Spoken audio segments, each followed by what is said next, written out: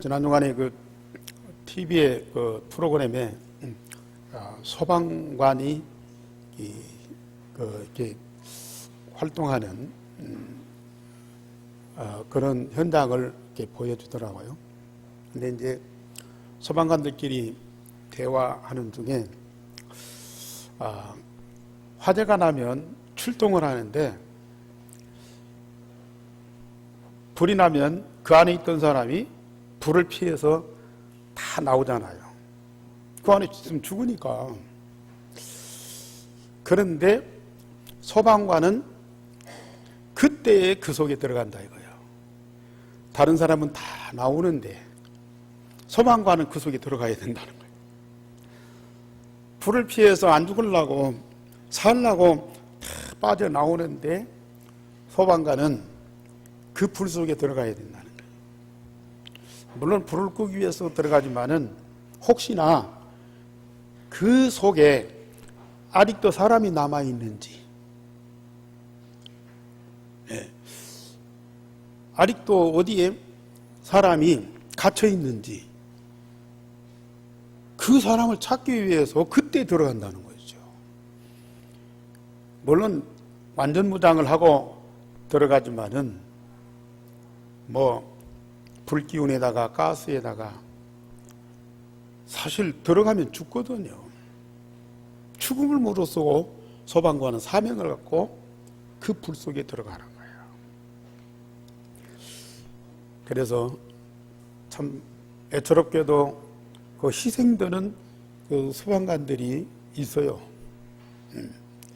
남 살리려다가 화재 진압하려다가 자기가 희생되는 그런 소방관들이 있어요. 그러나 그런 위험 속에 들어가서 위험한 일을 하지만 평상시에 그냥 그런 의식이 없이 살아가는 사람들 중에 이런저런 사건 때문에 사고 때문에 희생을 당하는 사람이 많거든요. 소방관들은 항상 이런 사고 처리를 위해서 긴장하고 준비하고 있잖아요. 그 사람들은 그 화장실에 있다가도 밥 먹을 때는 말할 것도 없고 화장실에 앉아 있다가도 출동하면 뛰쳐나가야 된대요. 항상 생명을 살리고 지키기 위해서 늘 긴장을 하고 있어요. 완전 무장을 하고 있어요. 간혹 그런 희생되는 사람이 있다 할지라도 그냥 그러한 의식 없이 일상생활하는 사람들이 희생당하는 것하고는 전혀 차이가 나거든요. 위험한 일을 하고 있지만은 그 위험 속에서도 그들은 뭔가 긴장하고 무장을 하고 있단 말이죠. 그런데 일반인들은 물론 일상생활 열심히 하다가 보니까 그런저런 의식을 긴장을 다 할 수는 없지만은 사실 그런 사고 사건 때문에 죽고 희생당하는 사람이 너무 많은 거예요. 너무 많기 때문에 그런 사람들을 살리기 위해서 소방관들이 늘 긴장하고 준비하고 있는 것이죠. 우리 전도자들 사람들이 더럽다고 그러고 거기는 무섭다고 그러고 거기는 살 곳이 아니다 그러고 거기는 망한다고 그러고 거기는 죽는다고 이런 현장에 이런 상황 속에 우리 전도자들은 들어가야 돼요. 다른 사람들은 눈치 뿌리고 다 욕하고 도망 나오는데 우리 전도자들은 딱 복음 하나 갖고 들어가는 거예요. 그러면 말씀드렸듯이 우리 복음 가진 자들이 그 현장에 가서 물론 고통도 받고 어려움도 있고 핍박도 있지만은 일반인들보다 우리 전도자들이 희생을 많이 당하고 더 많은 고통을 받고 또 안타까운 일들이 더 많냐? 그건 아니거든. 우리는 하나님이 주신 절대 언약을 붙잡고 있습니다. 세상에는 절대 볼 수 없고 찾을 수 없고 만날 수 없는 절대 언약을 가진 자예요.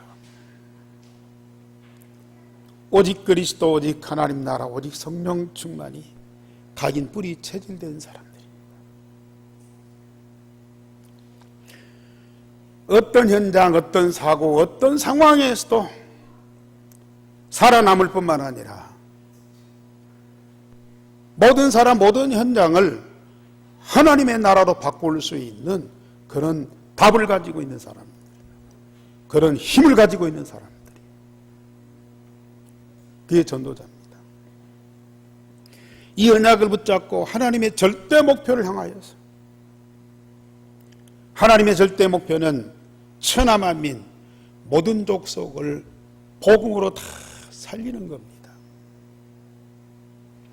이런 절대 목표를 향하여서 절대 여정을 가는 생명과 세상을 살리는 전도자들이 바로 우리 애안교회 성도들입니다. 맞습니까? 내 자신 볼 때 내가 그 전도 여행, 전도의 여정을 지금 가고 있습니까? 우리는 지금 절대 언약을 갖고 절대 목표를 향해서 절대 여정을 지금 가고 있습니까? 아직 그런 의식이 없는 분들 오늘 말씀을 자세히 들어보시기 바랍니다. 분명히 이 자리에 계신 여러분들에게는 하나님이 주시는 것이 있다고요. 하나님이 하실 일이 있다고요. 하나님이 이루실 절대 목표가 있다고요. 그걸 마음에 다 깨닫고 담아보세요. 내 안에서 어떤 변화가 일어나는지. 이렇게 생명과 세상을 살리기 위해서 절대 여정을 가는 사람들에게는 성삼위 하나님이 반드시 함께 하십니다. 하늘과 땅의 모든 것을 총동원하여 역사하십니다. 그리하면 주께서 바울에게 말씀하신 대로 어떤 메시지가 주어지냐. 오늘 제목 다 같이 읽어보십시다. 시작. 담대하라. 나의 일을 로마에서도 증언하여야 하리라. 담대하라. 나의 일을 예루살렘에서 증언한 것 같이 로마에서도 증언하여야 하리라. 증언하라가 아니요. 증언하지 않으면 안 된다. 증언하게 될 것이다. 분명히 우리 하나님은 여러분들에게 주신 미션이죠. 우리가 꼭 가져야 할 천명, 소명, 사명입니다. 세상에 훌륭하고 좋은 건 많아요. 그것보다 더 영원하고 더 영광스럽고 우리의 실제 삶 속에서 가장 복된 절대 언약과 더불어서 하나님이 내게 주신 미션과 천명, 소명, 사명이 다 세워졌다. 아니, 불구덩이 속에 들어갈 수 있다니까요. 사자굴 속에 들어갈 수 있습니다. 왕궁에서도 불안하고 두렵고 떨리는데요. 아니, 사자굴 속에서도 그렇게 평안하고 즐거워요. 예. 우리가 어떤 상황에서도 반드시 승리할 수 있는 답을 갖고요. 어떤 사람도 살릴 수 있는 능력을 가진 자가 다 되는 거예요.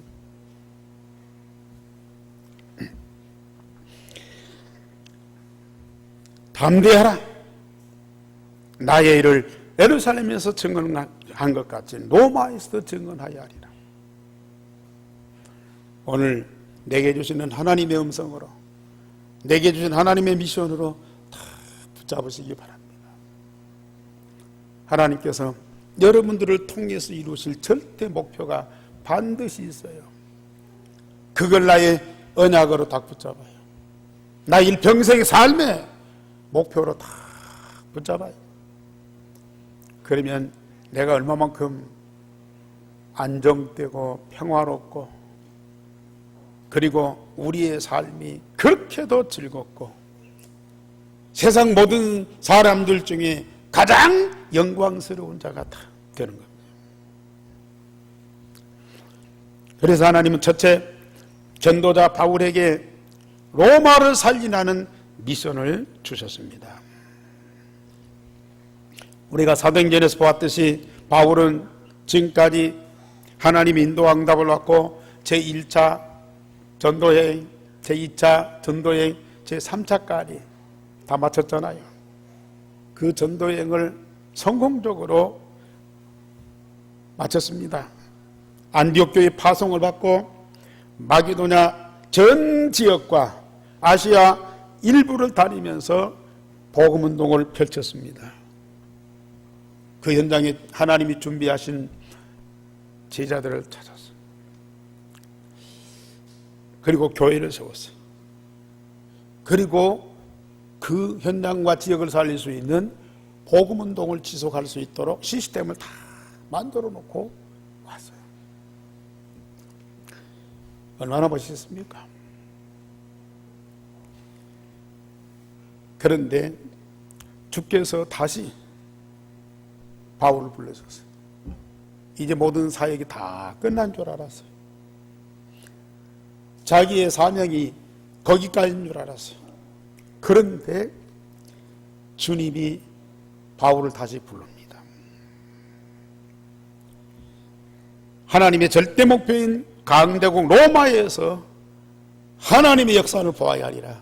사도행전 19장 21절에 에베소에서 거의 사역을 다 마쳤을 때에 밤에 주께서 바울에게 나타나셔서 에베소에서 일어난 하나님의 역사를 저 로마에서도 보아야 하리라. 그리고 오늘 바울이 유대인에 의해서 많은 어려움을 겪는 중에 주께서 바울에게 나타나셔서 담대하라. 네가 예루살렘에서 증언한 것 같이 저 로마에서도 증언하여야 하리라. 이 말씀을 주셨어요.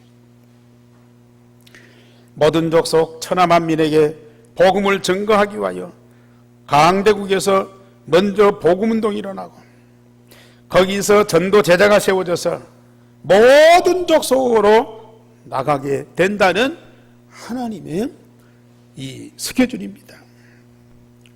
강대국 로마가 복음을 받으면 거기에서 일어난 전도자들이 전 세계로 확산되는 거예요.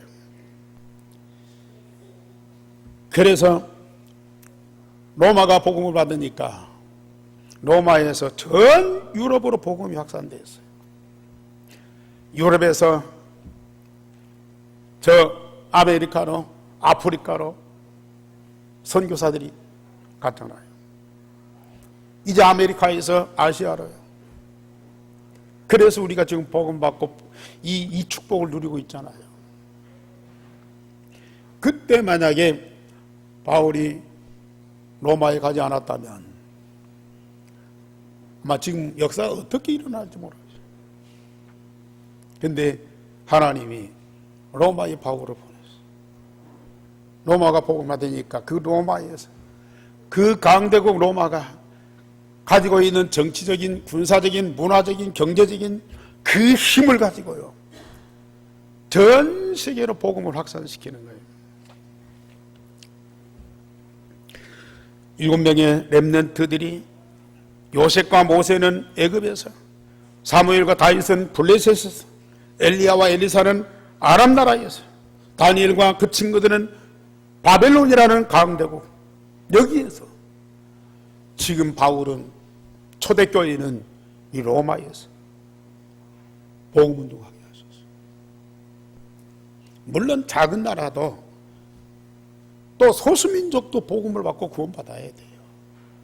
그러나 전 세계 복음화를 위해서는 이런 강한 자, 강대국, 강한 힘을 가진 자들을 복음으로 살려서 복음에 대한 사명과 열정을 가지고 전 세계로 나가도록 만드는 것이 이게 하나님의 전략이라.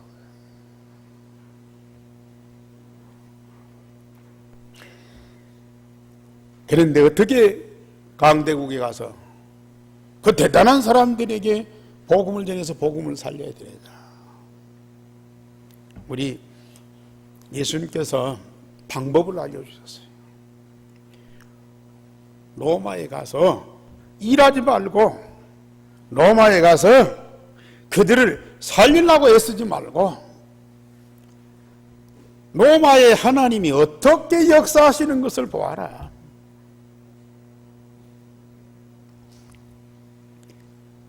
그리고 네가 지금 예루살렘에서 저 유대인들에게 또 너를 핍박하고 죽이려고 하는 사람들 앞에서 담대히 복음 전했지 않냐. 그 복음을 그 현장에 가서 있는 그대로 증언해라. 보탤 것도 없고 꾸밀 것도 없고 사람들 설득을 시키려고 애쓸 필요도 없다. 있는 그대로 네가 받은 복음, 네가 받은 응답 그대로 가서 증언만 해라. 얼마나 쉬운 일입니까? 그 뒤에는 누가요? 성삼위 하나님이 이 바울과 함께 하면서요. 그 현장에 사단도 꺾고 거기에 강팍한 마음도 열어서 이 복음 받게 하고요. 거기에 숨겨진 제자도 다 찾아서 복음으로 확립되게 하나님이 하시겠다. 바울은 이 미션을 받고 로마 복음화를 위해서 환난과 결박을 두려워하지 않고 죽을 것도 각오했다고 고백을 합니다. 성령의 계시를 받고 예루살렘과 로마에서 일어날 큰 핍박을 하는 제자들이 반대하고 만류하였지만은 바울은 생명건 결단을 했습니다. 사실 바울은 또 다른 전도 여행을 시작하지만은 이게 바울 일생의 마지막 길이라. 그는 로마에 가서 복음 전하다가 순교하잖아요. 미리 알고 있습니다. 그걸 다 결단했습니다.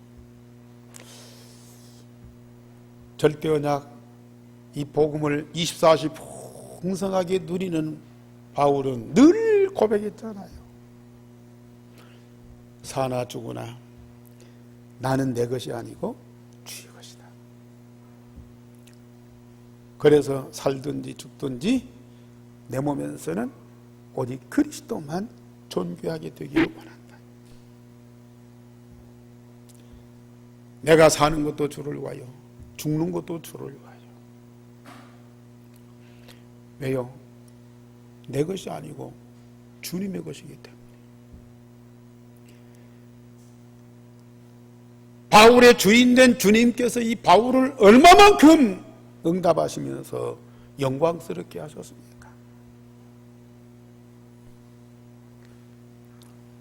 우리 예한교회 성도님들, 중직자들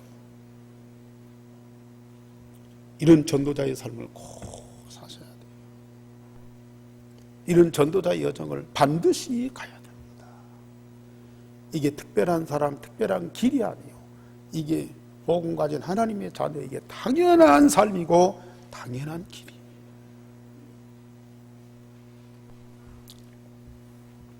두 번째로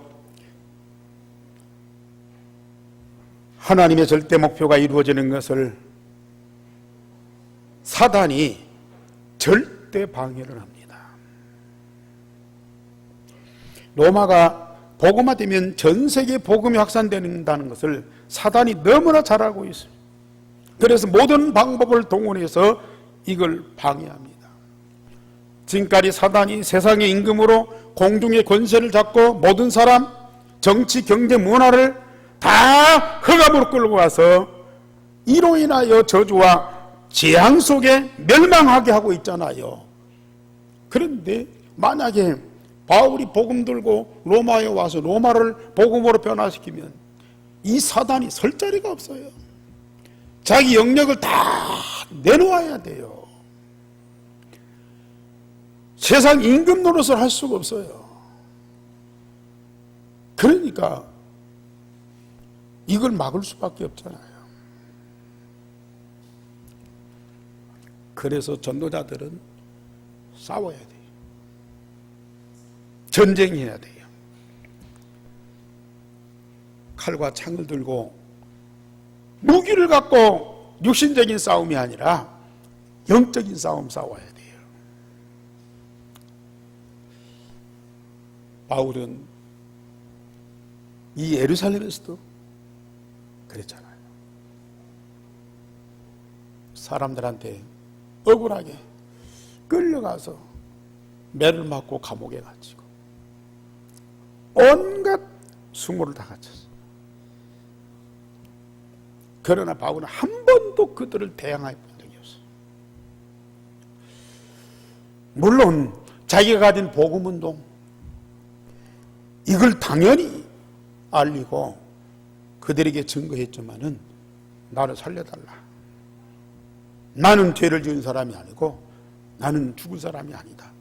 자기를 한 번도 변명해 본 적이 없어요. 매를 맞으면서도 감옥에 갇히면서도 저들에게 필요한 복음을 전하고요. 저들이 얼마만큼 지금 저주와 멸망 가운데 고통받고 있는데 거기에서 빠져나오는 길을 제시를 한 거예요.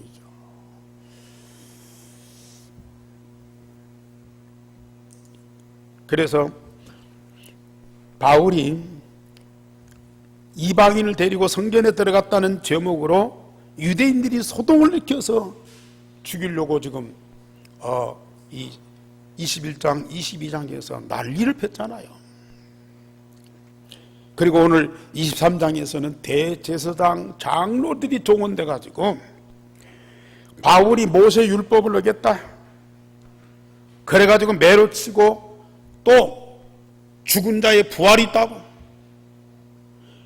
죽었다가 사흘 만에 부활하신 예수 그리스도를 증거했다고,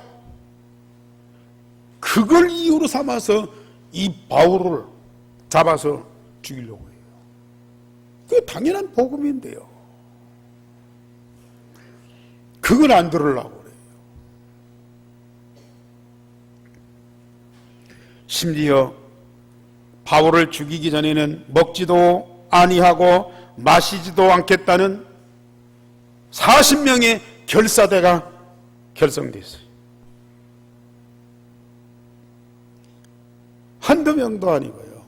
40명의 젊은이들이 바울을 죽이기 전에는 내가 먹지도 않고 마시지도 않겠다.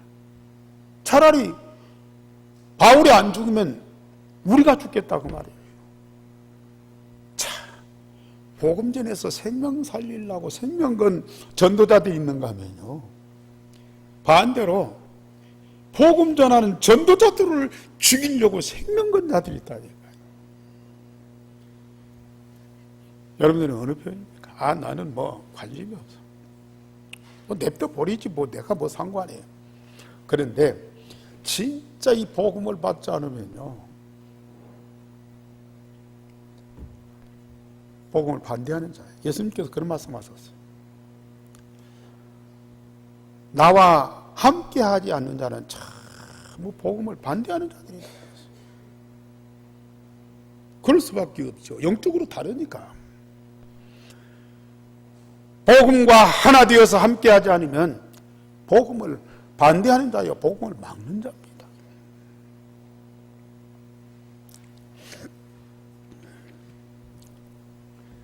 40명의 결사대가 바울이 영내에 있다가 이제 공의로 재판받으러 갈 거 아닙니까? 그 중간에 매복을 했어요. 바울이 지나가는 길목에 매복해 있다가 이 40명의 결사대가 달라들어서요, 바울을 죽이려고 모든 전략을 다 세워놨어요.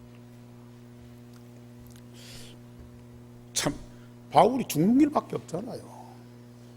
어떤 방법이 있겠습니까? 그래서 이 사실을 에베소에 있는 장로들, 두로에 있는 제자들, 저 빌립의 네 딸들에게 성령 하나님께서 그 사실을 알려줬잖아요. 성령의 계시를 통해서 바울이 예루살렘에서 당한 고난과 죽음, 이걸 알고 있는 그들이 그 말로 하는 거예요. 예루살렘에 올라가지 마라. 아무리 복음운동도 좋고 하나님의 계획도 좋지만 당신이 지금 이 길로 올라가면 끝난다. 진정되면, 시간이 지나서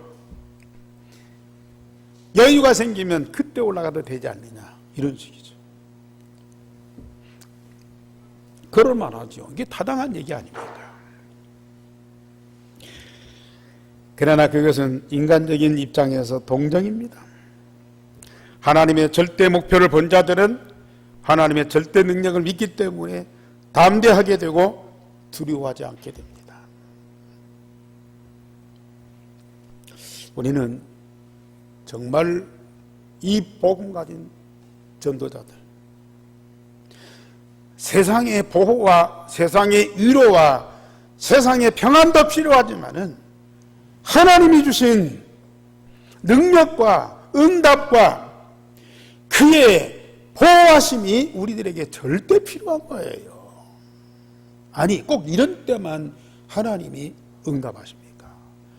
이런 위기나 당하고 큰 환난이 오면 그때 하나님이 천군 천사를 동원하고 평상시에는 네가 알아서 해라, 네가 조심해라, 그럽니까? 아니요. 저는 성삼위 하나님 24시 나와 함께 하시며 다 체험되고 누려져요.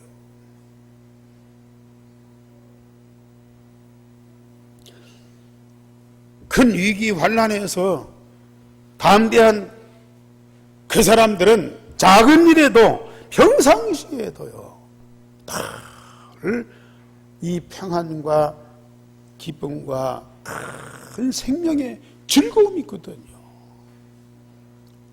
그러나 작은 일에도 염려하고 두려워하고 늘 불평하고 남을 의식하는 사람들은 큰 문제 부딪히면요, 이건 뭐 말로 다 할 수 없죠.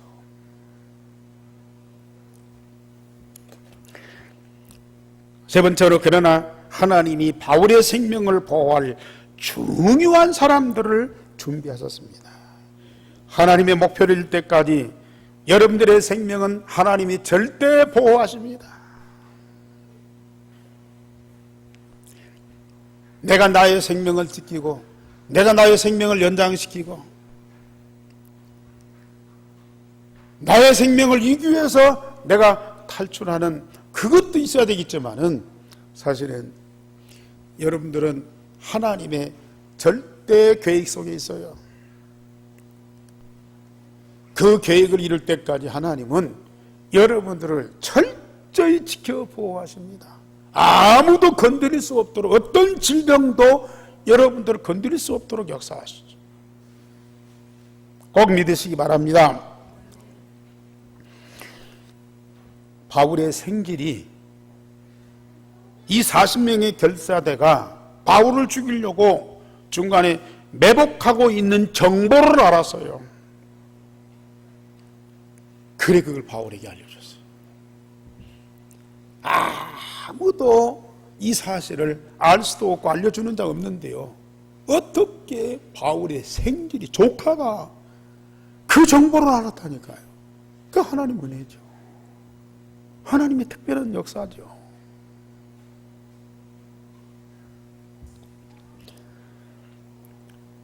누구보다 전도자의 생명이 귀중합니다. 물론 모든 생명이 다 소중하지만 생명을 살리려는 전도자의 생명은 더 귀중합니다. 성경에 보면은 하나님이 그 사람을 눈동자처럼 지키신다 그랬어요. 당신의 눈동자처럼 지키신다 그랬어요. 왜요?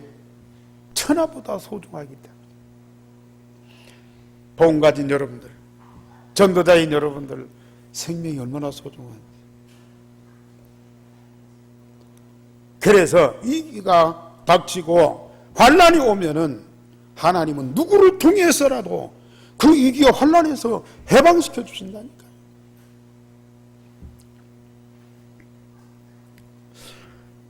바울이 이 사실을 천부장이 알렸어요. 그랬더니 천부장이 이걸 아무에게도 얘기하지 말아라. 그러면서 백부장을 시켜가지고 보병 200명, 기병 200명, 기병 70명, 그리고 이 창을 든 자 200명, 도합 470명을 동원하라고 그랬어요. 그래서 바울이 지나가는 길에 470명의 군대를 동원해서 바울을 보호해요. 아니, 470명의 군인들이 동원한 그 행차는 왕의 행차예요. 군대 사령관이 그 행차예요. 하나님이 전도자의 여정 속에 이런 군대를 동원했다니까. 얼마나 멋집니까?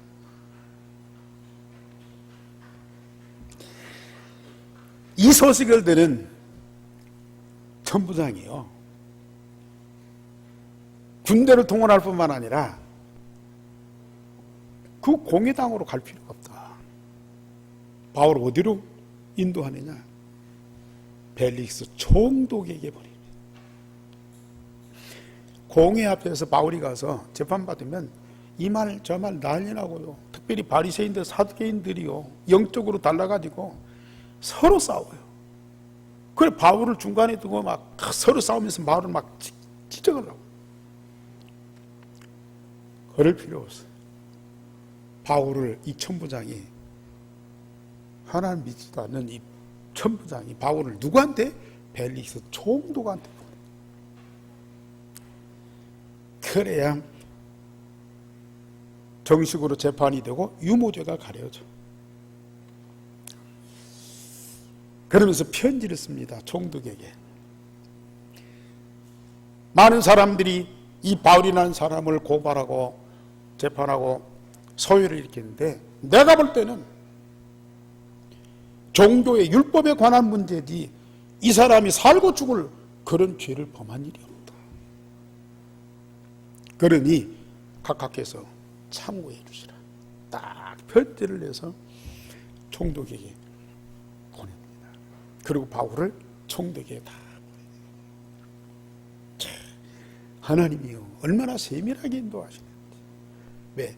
총독의 재판을 받아야 거기서 무죄가 입증될 수 있어요. 무죄 입증되는 것이 그게 목적이 아니고, 이 건을 가지고 바울이 가이사 황제 앞에 상소를 할 수가 있어요. 자, 하나님이요, 물론 복음 가진 자, 하나님의 자녀들 속에 성령으로 역사하지만 불신자 속에도, 저 원수들 속에도요 역사하셨어요. 진짜 이 복음운동이 유익하도록 인도해 가신다니까요. 여러분들은 이런 중요한 이 사건에만 역사하는 것이 아니고 하루하루 모든 삶 속에서 하나님이 우리 외에 어떻게 함께하고 역사하시는지, 우리의 마음과 생각을 어떻게 인도하고 이끌어 가시는지 그걸 보아야 된다니까요. 하나님 24시 함께하되 그냥 멍청하니 앉아 있습니까? 가만히 앉아서 우리 예배나 받고 찬송이나 받고 뭐 기도나 받고 잘하는가 그 감시나 하고 있는 하나님이십니까?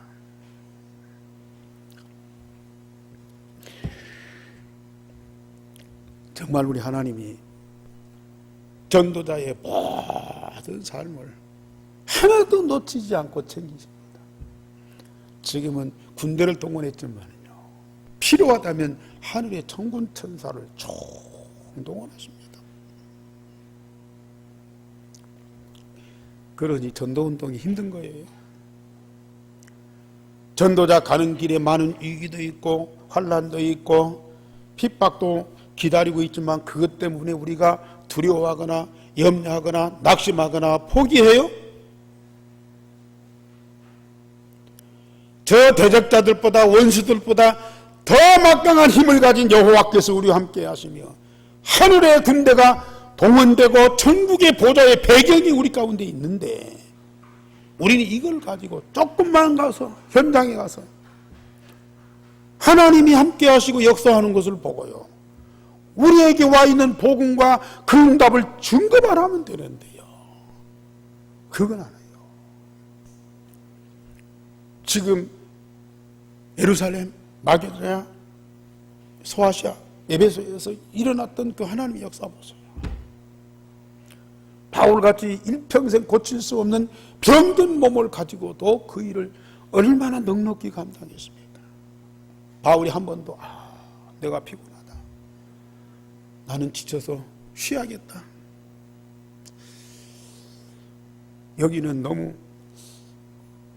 세고 강하고 그래서 나중에 우리가 내가 힘을 길러갖고 해야 되겠다, 그거 안 해요. 한 번도 피곤하다, 힘들다, 어렵다 해본 적이 없어요. 왜요? 삼위일체 하나님 함께하고 하늘의 보좌의 배경과 그 능력으로 역사하기 때문에요.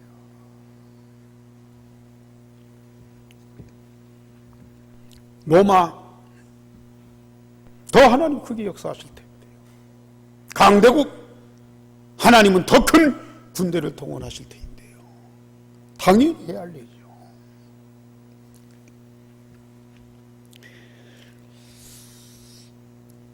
결론적으로 말씀드립니다. 이 시대의 강대국은 어떻습니까? 물론 미국도 있고 중국도 있고 그렇습니다. 그러나 이 시대의 최대 강국은 유대인입니다. 미국을 중심해서 전 세계를 장악하고 움직이는 자들이 바로 유대인이에요. 잘 들어서 알겠지만 노벨상 300몇 명 중에 유대인이 100명 이상을 수상했대요. 노벨상을 3분의 30% 이상을 유대인들이 그걸 수상을 해요. 그만큼 세계적으로 뛰어난 민족입니다. 미국에는 이 모든 일을 변호사 통하지 않고는 이 일이 처리가 안 돼요. 뭐 교통사고 나고 뭐 조그마한 일도요, 변호사가 반드시 개입이 돼요. 그런데 미국 변호사의 70%가 유대인이에요. 유명한 대학 교수 그 중에 14%가 유대인이에요. 금융, 언론, 영화 전부 유대인들이 다 장악하고 있어요. 록펠러, 모건, 듀퐁, 멜론, 키신저 전부 다 유대인들이라. 미국의 기업 50개 중에 21개를 유대인이 갖고 있대요. 그런 미국을 움직이는 자들이 바로 유대인이다. 미국을 움직이면 세계를 움직이는 거라. 전 세계에 흩어져 있는 유대인들이 얼마나 많습니까? 우리는 그들을 살려내야 돼요. 그런데 예수님이 직접 말씀하셨어요. 아니, 우리가 성경을 통해서 봤듯이 이스라엘이, 유대민족이 아브라함의 자손으로 언약의 백성 아닙니까? 아브라함 때부터 메시아를 보내시겠다는 하나님의 언약을 붙잡은 그 민족이요, 그 메시아가 오실 것을 믿고 성전을 다 준비해놓고 전 민족이 성전 중심에서 살았잖아요. 그런데 막상 약속대로 예수님이 오셨어요. 사람의 몸을 입고 나사렛 예수로 오셨다니까요. 그런데 언약의 백성 유대인들이 그 예수를 배척을 해요. 그렇게 기다려놓거든. 막상 이 유대인이 오니까 배척을 해요. 왜? 그들은 이 언약이 이게 힘해져 가지고요, 메시아 언약보다 모세 율법을 더 위대하게 보고 있어요. 그리고 메시아 사상을 갖고 있을 때 메시아는 왕궁에 나서 이 나라를 애굽에서 이 로마에서 해방시키고 세계를 지배하는 나라가 될 것이다. 그런 정치적인 메시아를 기다리고 있어요. 그런데 저 나사렛 동네에 목숨의 아들로 왔다. 인정할 수가 없어요. 아무리 예수님이 기적과 능력을 보여줘도 그걸 안 믿어. 결국은 예수님을 십자가 못 박아 죽여. 그리고 그 예수님이 세우신 예루살렘 교회 완전히 무너지더라. 우리가 사도행전을 봤듯이 바울이 저 안디옥으로, 데살로니가로, 빌립보로 가는 곳마다 누가 따라다녀요? 유대인들이 따라다니면서 바울을 죽이는 거예요. 복음을 막는 거예요. 그 민족이요, 지금까지도 예수를 거부하는 거예요. 여호와 하나님은 믿어요. 근데 모세 율법을, 구약의 율법을 그걸 지키는 거예요. 그러면서 하나님이 언약하신 메시아, 이 땅에 오신 그리스도는 거부하고요, 그를 극구 반대합니다. 지금까지도 안 믿는다니까요. 자, 저 유럽 사람들, 저 미개한 아프리카 사람들, 심지어 동남아, 저 남미, 그런 사람들도 예수 믿고 구원받는 사람들이 있는데요, 세계에서 가장 우수한 민족인 유대인들이 지금도 예수 그리스도를 거부하고 있어요. 지금도 안식일을 지키고 있어요. 그러면서 유대인들이 과거에 얼마나만큼 고통을 받았습니까? 예루살렘이 로마에서 함락되고 성전이 무너지고 다 2000년 동안 세계 흩어져서 방황했어요. 예수 거부하고 십자가를 못 박아 죽인 죄 때문에 복음 전도자 핍박하고 복음 운동을 막은 그 결과로 인해서 그 민족이 그렇게 고통을 받았지만은 지금도 그들이 회개를 안 하는 거예요. 그러면서 오실 메시아를 지금도 기다리고 있어요. 그러면 우리 하나님이 아무리 언약의 백성으로 그들을 세우셨지만은 언약을 거부하는 그 민족을 하나님 버리셔야 할 거 아니겠습니까? 안 버리죠. 절대 안 버리죠. 세계 모든 족속 천하만민, 오천 족속, 모든 사람들을 우리 하나님이 복음으로 다 살리고 그들에게 모든 관심을 갖고 있지만 지금도 언약의 하나님 여호와는 최고의 관심이 유대인에게 있어요. 그래서 언약의 하나님이죠. 그래서 마태복음 24장에 우리 예수님이 친히 말씀하셨어요. 무화과나무 비유하시면서 예수님 길 가다가 시장에서 무화과나무 보고 열매를 따서 먹으려고 했는데 입만 무성하지 열매가 없어요. 더 시장하죠. 그래서 무화과나무를 저주해 버렸어요.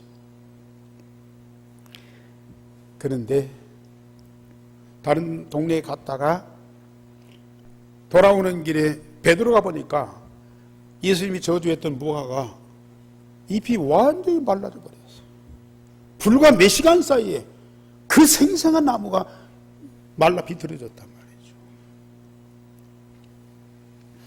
베드로가 신기해가지고 예수님한테 그걸 보고 하니까 예수님이 말씀하셨어요.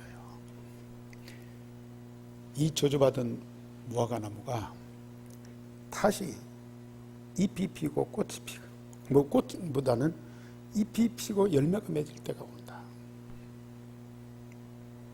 이때에 세상 종말이 온다 그랬어. 다 죽은 것 같고 멸망한 것 같은데 그 속에 하나님이 언약하신 것이었어. 이 백성은 언약을 거부하고 반대해요. 그러나 하나님은 그 민족에게 언약을 반드시 성취하십니다. 그게 우리 여호와 하나님이에요. 그래서 이 유대인들이 결국은 복음 받는 그날이 반드시 오요. 그러면 세상 종말이 와요. 하늘과 땅이 사라지고 새 하늘과 새 땅이 이루어져요. 그때 우리 예수님이 재림하신 거예요. 믿으시기 바랍니다. 그래서 지금도 우리 예수님은 저 유대인들을 향하여 모든 관심을 갖고 역사하고 계시죠. 우리 한 교회가 그걸 언약으로 붙잡고 있는 거예요. 반드시 하나님은 때가 되면 누구를 통해서든지 유대인을 살리신다니까요. 그럼 누가 그 민족을 살릴 것이냐?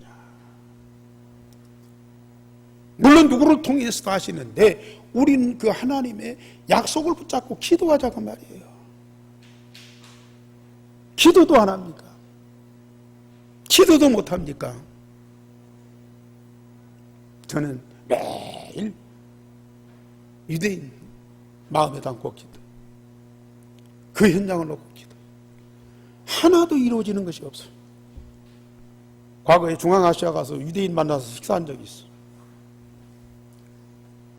그러나 아무런 변화가 일어나지 않아도요, 내 안에서는 유대인에 대한 하나님의 절대 목적, 이게 막 더 선명해지는 거예요. 그러면서 나에게요, 누구도 알 수 없는 그 영적인 비밀과 사실을 알게 하시는데 말로 표현할 수가 없어요. 정말로 하나님이 원하시는 것과 절대 목표를 두고 마음에 담고 기도만 하시는데 우리 하나님이 그렇게도 기뻐하시더라. 여러분들에게도 진짜 그 기쁨이 있어요. 그 영적인 응답과 축복이 있다니까요. 그걸 꼭 누리시기 바랍니다. 기도하세요. 오세아니 모슬림 유대인입니다. 그러면서 우리는 237나라 5천 종족을 살리기 위하여 영적 서밋, 기능 서밋, 문화 서밋이 되어지죠. 반드시 하나님은 여러분들을 서밋으로 세워서 그 민족, 그 종족을 반드시 살리게 할 것입니다. 그런데 그 이전에 우리 애안교회, 우리 장로님 기도하셨지만 우리 애안교회 안에 빈 곳이 있어요. 아직도 복음이 이해가 안 된 분들이 있어요. 아직도 유일성의 복음이 각인풀이 체질이 안 된 분들이 있어요. 도와줘야 돼요. 아직도 교회와 함께하지 못하는 분들이 있어요. 도와줘야 돼요. 오늘 우리 한교회 어마어마한 응답과 축복을 주시는데 그 응답을 못 누리는 사람들이 있어요. 도와줘야 돼요. 그리고 우리 현장, 나의 현장의 빈 곳, 우리 가정의 빈 곳, 우리 직장의 빈 곳 복음으로 살리셔야 돼요.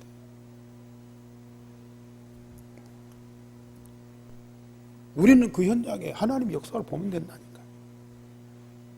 내게 있는 복음과 응답을 증거만 하면 된다니까요. 아주 쉬운 것인데요. 우리 성도님들이 오늘 이 말씀을 마음에 다 담고 진짜 깊이 묵상해 보세요.